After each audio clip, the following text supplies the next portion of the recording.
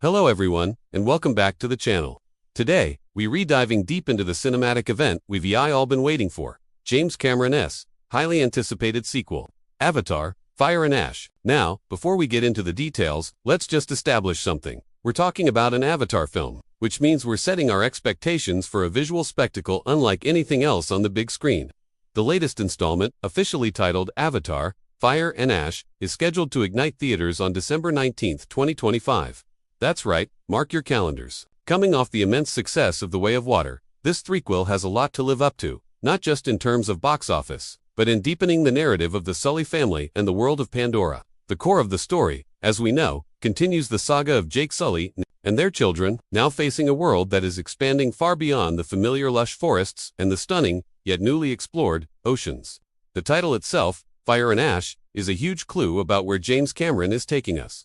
We're moving beyond the water and into a new, and frankly, more volatile and menacing environment. The biggest revelation is the introduction of a new Na'vi clan, the Ash people, or the Mangquan clan. Unlike the peaceful, nature-revering clans we've met, these are often referred to as the Fire Na'vi and are confirmed to be a more antagonistic group, residing near active volcanoes and representing a darker side of Pandora. This is a massive shift. The franchise has primarily pitted the Na'vi against the human RDA invaders. Now, we're seeing a potential internal conflict, where the Sully family may have to face a Na'vi enemy who uses fire as a weapon and lives in a harsh, almost opposite ecosystem to the rest of Pandora. This complexity in the Na'vi culture promises a richer, less black-and-white storyline, which is something critics felt was lacking in the previous films. Zoe Saldaga's character, Neytiri, is central to the emotional weight of this film.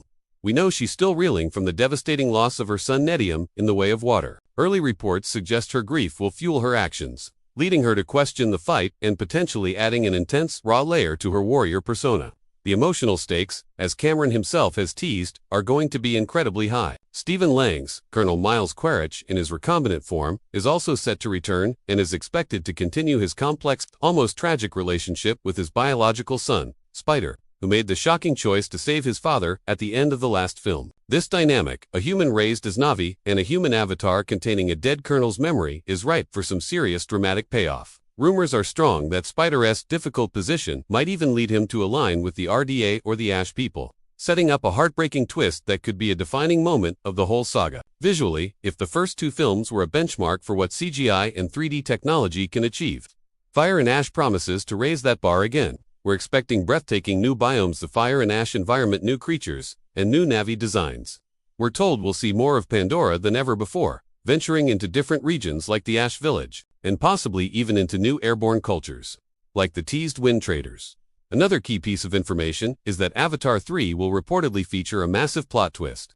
After criticisms of the previous film's somewhat predictable plots, this promised surprise, confirmed by actor Jack Champion, suggests Cameron is ready to take the narrative in a truly unpredictable direction. This is exciting because it indicates the story won't just be RDA attacks. Na'vi fight back, but will have significant character and world-altering developments. In summary, Avatar, Fire and Ash is shaping up to be a game-changer. It's set to expand Pandora's map, introduce a morally ambiguous Na'vi antagonist, deliver an emotional gut punch through the Sully family's continued struggles, and, of course, push the boundaries of cinematic technology. It looks like Cameron is finally serving the main course of his epic 5-part saga. And frankly, I cannot wait to see the fiery spectacle he has prepared for us. What are your thoughts? Are you ready for the Fire Na'vi? Let me know in the comments below what you are most excited about. And do not forget to hit that like button and subscribe for more deep dives into the world of film. See you next time.